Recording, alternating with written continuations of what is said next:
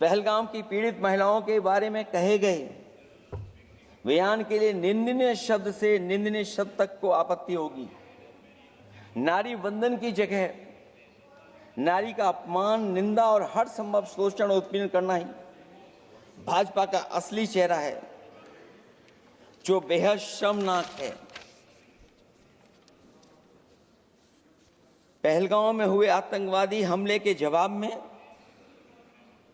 LG साहब ने कहा कि वो इंटेलिजेंस फेलियर है, लेकिन यह नहीं बताया कि फेलियर क्यों हुआ है। अध्यक्ष महोदय, मैं उम्मीद करता हूं कि सरकार का ये जवाब जरूर आए कि फेलियर क्यों हुआ है। ऑपरेशन सिंदूर के नाम पर जो प्रचार किया गया वो भी निंदनीय है। सच तो यह है कि ऑपरेशन सिंदूर का होना ही सरकार की विफलता का प्रतीक है। इससे बड़ी विफलता सरकार की कोई नहीं हो सकती कि अध्यक्ष महोदय, हम और आप सब मिलकर के बैठ करके सिंदूर ऑपरेशन पर बहस करें, चर्चा करें। ऑपरेशन सिंदूर के दौरान विदेशी लोगों ने दावा किया कि उन्होंने उसे रुकवाया है। ये बात कई बार माननीय सदस्यों की तरफ से आई है कि आखिरकार किसने रुकवाया। हमसे हमारी संप्रभुता खंडित हुई है। संप्रभुता ही स्वतंत्रता की सुनिश्चित करती है। इधर आजादी के अमृत काल का ढिंढोरा पीटा जा रहा है, उधर हमारी इंटीग्रिटी को चुनौती दी जा रही है। देश की विदेश नीति पूरी तरह फेल है।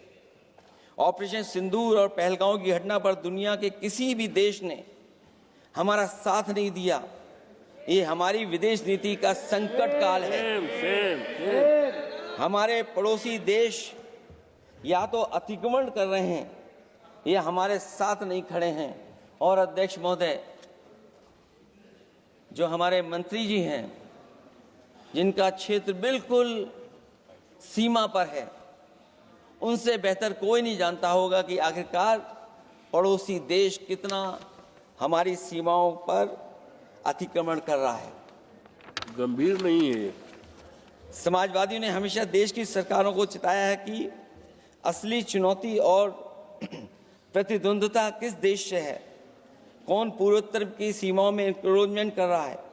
सरकार को ऐसे मामलों में साहस और समझदारी से काम लेना होगा। सीमाओं से समझौता नहीं करना चाहिए। आज सरहदों के साथ देश के कारोबार को भी चुनौती मिल रही है। सरकार को आगे बढ़कर के उसका समाधान करना है, दो कदम पीछे करने नहीं है। अध्यक्ष महोदय, जो हम लोगों को सुनने में मिलता है, ये सरकार जवाब दे कि आखिरकार जो पाकिस्तान है उसके पीछे कौन सा देश खड़ा है। आखिरकार हमें चीन से उतना ही खतरा है जितना हमारे देश में आतंकवाद से खतरा है। सरकार की जो नीतियां हैं, सरकार के जो फैसले हैं, वो कहीं ना कहीं ऐसे हैं जो हमारा सीमाओं का अतिक्रमण कर रहा है, उसी की व्यापारिक गतिविधियों में मदद करने का काम करते हैं। सरकार को अपनी आर्थिक नीतियों के लिए गंभीरता से पुनर्विचार करना होगा। हमारा व्यापार कारोबार मजबूत होगा तो कोई हमें चुनौती नहीं दे पाएगा। बात केवल $1 ट्रिलियन की नहीं, बल्कि देश की सुरक्षा और आत्मनिर्भरता की होनी चाहिए। एक तरफ स्वदेशी की नीति को इस प्रकार सरकार ने ताक पर फ्री ट्रेड की बात की है, तो दूसरी तरफ मैन्युफैक्चरिंग की जगह देश को ट्रेडर कंट्री बनाकर छोड़ दिया है। यही देश के बेरोजगारी की वजह भी है। ट्रेडर्स की मुनाफाखोरी और चंदा वसूली की वजह से महंगाई बढ़ रही है। आर्थिक मामलों में ये सरकार पूरी तरह फेल हो चुकी है। भ्रष्टाचार के कारण हर जगह सड़कें और पुल ध्वस्त हो रहे हैं, टंकियां गिर रही हैं और करप्शन जगह जगह लीक होकर के टपक रहा है। मैं ये जरूर कहना चाहूंगा इस समय पर कि कुल मिलाकर सरकार को अपनी राजनीतिक, आर्थिक और सामाजिक नीतियों के लिए एसआईआर जरूर कराना चाहिए। सरकार को अपनी राजनीतिक, आर्थिक और सामाजिक नीतियों के लिए एसआईआर लाने की जरूरत है।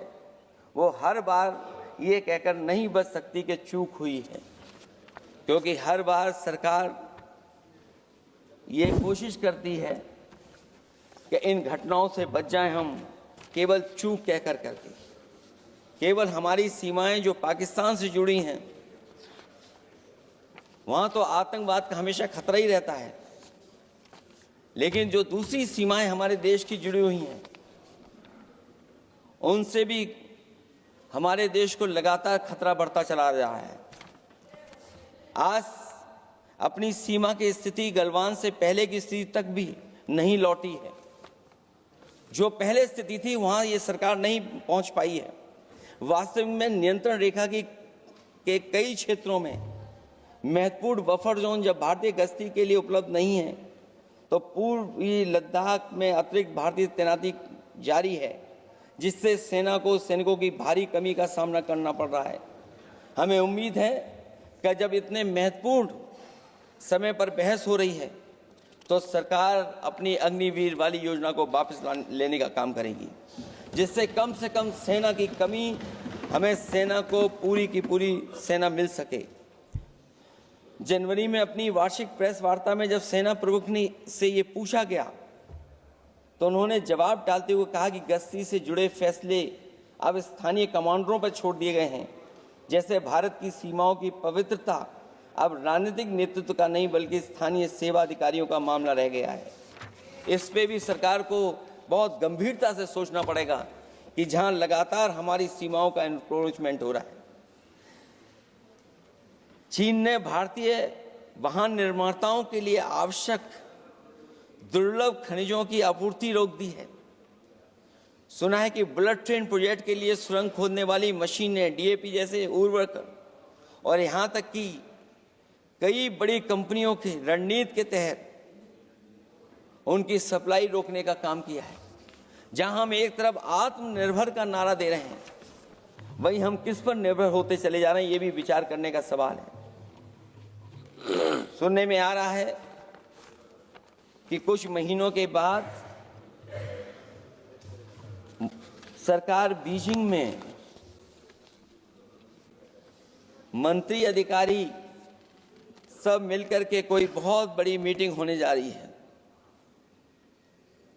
कहीं ऐसा तो नहीं है जो कूटनीतिक भागदौड़ चल रही है, कहीं कोई हमारी कमजोरी तो नहीं उजागर कर रही है। इसलिए जहां हमें पाकिस्तान से खतरा है, उसकी सीमाओं से हमारा आतंकवाद आ रहा है, वहीं जो उसके पीछे खड़ा हुआ देश चीन, उससे भी हमें सावधान रहना पड़ेगा। और अध्यक्ष महोदय, हम सब समाजवादियों ने कई मौकों पर ये बात रखी और कही कि हमारा खतरा पाकिस्तान से नहीं है, हमारा खतरा है चीन से। न केवल वो हमारी जमीन छीन रहा है समय समय पर, बल्कि हमारे बाजार को भी छीनने का काम कर रहा है। इस सरकार को कहीं न कहीं आतंकवाद को और पाकिस्तान को लगाम लगाने के लिए 10 या 15 साल का ऐसा फैसला लेना चाहिए जिससे कि वहां से हमारा कारोबार कम होता चला जाए। और अगर हमारा देश महोदय कारोबार कम नहीं होगा, तो हम अपने देश को आत्मनिर्भर भी नहीं बना पाएंगे। ये जो आत्मनिर्भर का नारा है, कहीं ऐसा तो नहीं है नारा कुछ व्यापारियों को लाभ पहुंचाने के लिए हो रहा हो? क्या व्यापार और राजनीति का संबंध ऐसा हो सकता है कि दोनों एक दूसरे का लाभ उठाएं? और याद रखें कि अगर हमें पाकिस्तान से खतरा है, तो चीन राक्षस है, वो हमारी जमीन और हमारी बाजार दोनों छीन लेगा। मैं अंत में अपनी बात खत्म करने से पहले मैं कुछ सुझाव देना चाहता हूं। और मुझे याद है जब पिछली बार चीन से सवाल खड़ा हुआ था, ये सरकार पता नहीं कैसा फैसला लेती है। और मैं अभी विदेश मंत्री जी को जब सुन रहा था तो विदेश मंत्री जी ये कह रहे थे कि जो इंफ्रास्ट्रक्चर बन रहा है वो हमारा बहुत अच्छा इंफ्रास्ट्रक्चर बन रहा है। हम पुल अच्छे बना रहे हैं, हम सड़कें अच्छी बना रहे हैं, हम ब्रिजेस अच्छे बना रहे हैं। क्या ये सच्चाई है कि जिस तरह का चीन अपने सीमा पर इंफ्रास्ट्रक्चर बना रहा है, क्या उससे बेहतर इंफ्रास्ट्रक्चर हमारा बन रहा है? इसका जवाब जरूर सरकार दे। वहीं जहां हमारे डिफेंस को स्ट्रेंथन जितना हम करेंगे उतनी हमारी नेशनल सिक्योरिटी स्ट्रेंथन होगी। ये जो बजट लगातार कम होता चला जा रहा है, इस बजट को बढ़ाना चाहिए और कम से कम जीडीपी का 3% बजट डिफेंस का होना चाहिए। और जो बजट डिफेंस का हो वो नॉन लैप्सेबल हो, मॉडर्नाइजेशन के लिए फंड हो जिससे कि लैप्स ना करे और हमारी रिसर्च एंड डेवलपमेंट लगातार चलता रहे। जो हमें कई बार आश्वासन मिलता है कि टेक्नोलॉजी ट्रांसफर भी हो जाएगा, आखिरकार टेक्नोलॉजी ट्रांसफर के लिए हमें वर्षों क्यों इंतजार करना पड़ता है? आखिरकार इसका जिम्मेदारी कौन लेगा? जो डिफेंस प्रोक्योरमेंट है हमारा, वो डिफेंस प्रोक्योरमेंट आखिरकार क्यों नहीं होता है? जहां सरकार समय समय पर डिफेंस एक्सपो के नाम पर न केवल भारत बल्कि दुनिया से ये कहती है कि हमारे यहाँ इन्वेस्टमेंट करें। आखिरकार डिफेंस एक्सपो के इन्वेस्टमेंट के कार्यक्रम के बाद कितना डिफेंस सेक्टर में इन्वेस्टमेंट आया है? और साथ ही साथ जब आत्मनिर्भर की बात हो तो हमारे देश की अपनी रक्षा करने के लिए हमारे अपने लोग क्यों नहीं तैयार हो रहे हैं? यह सरकार इतना क्यों नहीं जोखिम उठा रही कि हम खुद तैयार हों उन चीज़ों को बनाने के लिए? इसलिए मैं एक बार फिर ये कहता हूं कि जहां पर सेना ने बहुत बहादुरी के साथ अपने पराक्रम के साथ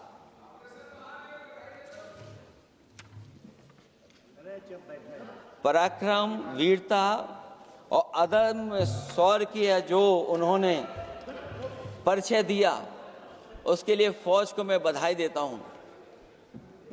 लेकिन अभी जब मैं सुन रहा था ये जो अभी आतंकवादी मारे गए हैं, आतंकवादी मारे जाते हैं, हम सब पक्ष में हैं, लेकिन हर जगह राजनीतिक लाभ आखिरकार कौन उठा रहा है? क्योंकि मैं अपनी बात खत्म कर रहा था, अध्यक्ष महोदय ये पूछ रहे हैं कि आज महादेव ऑपरेशन पे मैं धन्यवाद क्यों नहीं दे रहा हूं? अध्यक्ष महोदय, जिस समय समर्थन की बात आई, पूरे देश के जितने भी राजनीतिक दल हैं वो आपके साथ थे। आखिरकार इनकाउंटर कल ही क्यों हुआ?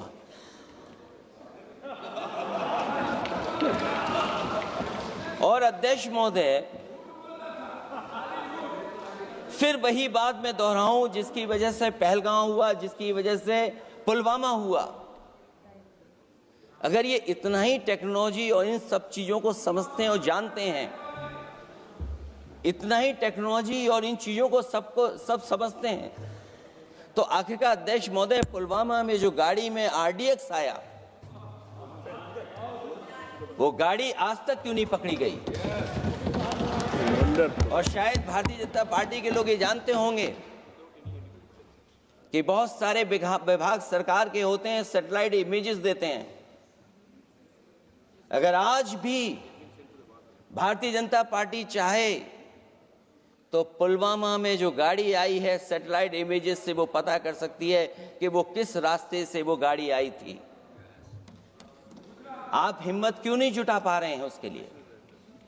और फिर पहलगांव में किसी भी दल ने आपके साथ किसी तरह की राजनीतिक बातचीत नहीं की,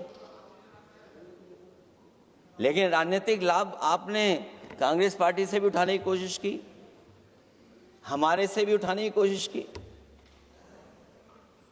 अगर डेलीगेशन भेजना ही था आपको तो पॉलिटिकल पार्टीज तय करती हैं, आप नहीं तय कर सकते। ये राजनीति कौन कर रहा है? और फिर अध्यक्ष महोदय, राजनीति करने वाले वो लोग जो अपने चुनावी भाषण में कह रहे थे कि पीओके हम 6 महीने में ले लेंगे, हम अक्साई चिन्ह ले लेंगे। इसीलिए मैंने सवाल पूछा अध्यक्ष महोदय सरकार से कि जिस समय सरकार में भारतीय जनता पार्टी आई उस समय भारत का क्षेत्रफल क्या था और भारत का क्षेत्रफल आज क्या है? क्या 5 फिंगर्स, पेंगोंग लेक, गलवान घाटी, रजांगला, उसका जवाब किसके पास है? सरकार के पास है क्या कि नहीं है? और मैं आज अध्यक्ष महोदय कहता हूं, हम वॉर के खिलाफ हैं, हम वॉर नहीं चाहते हैं, लेकिन सीमा पर शांति रहे, हमारा कोई इंक्रोचमेंट नहीं करे। झगड़ा मैं आज भी कहता हूं, ये लड़ाई आपको, जो लड़ाई हुई है वो पाकिस्तान से आप नहीं लड़े हैं। अध्यक्ष महोदय, आप कितना भी छिपना चाहोगे, छिपाना चाहोगे, कोई भी स्वीकार नहीं करेगा। ये जो लड़ाई लड़ी गई है ये आपको चीन से लड़नी पड़ी थी। और जो समय आप बताते हैं कि इस समय से इस समय तक हमारी एयरफोर्स और हमारे लोगों ने हमला किया, टेररिस्ट लोगों के तमाम सेंटर्स को खत्म किया है, तो हमारे मन में भी एक इच्छा आती है कि हमारे सबसे बेहतरीन एयरक्राफ्ट जो नींबू और मिर्च लगा करके जिनकी पूजा की गई थी, वो कितने उड़े थे? हम और सवाल नहीं पूछना चाहते हैं हम आपसे, मैं केवल इतना पूछना चाहता हूं कि जिन एयरक्राफ्टों को नींबू और मिर्च लगाकर के पूजा की गई थी, वो एयरक्राफ्ट कितने उड़े थे? हमें अपनी पूरी एयरफोर्स पे गर्व है। इतने बेहतरीन पायलट किसी के पास नहीं है जितने बेहतरीन पायलट हमारे पास हैं।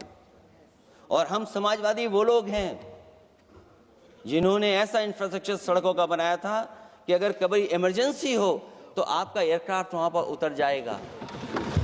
और देश में पहली बार सुकोई, मिराज और हरकुलस अगर किसी ने सड़क पर उतारे थे तो वो समाजवादी पार्टी और हम लोगों ने सड़क पर उतारने का काम किया था। सही बात। और दूसरा अध्यक्ष महोदय, मैं और जानकारी देना चाहता हूं, आपके देश के प्रधानमंत्री जी जिस हमारे देश के नहीं, हमारे भी प्रधानमंत्री हैं, हमारे हैं बात खत्म हो रहा है। अध्यक्ष महोदय, मैं फिर बोलता हूं अध्यक्ष महोदय, मैं तो आपको बहुत अच्छा मान रहा था कि आप ही मुझे बुलवा के गए थे। मैं फिर बोलता हूं, देखिए प्रधानमंत्री जी की लाइनें हैं ये वाली, मैं दुनिया को मनाने में लगा हूं, मेरा घर मुझसे रूठा जा रहा है। आखिरकार कौन रूठा हुआ है? इस देश में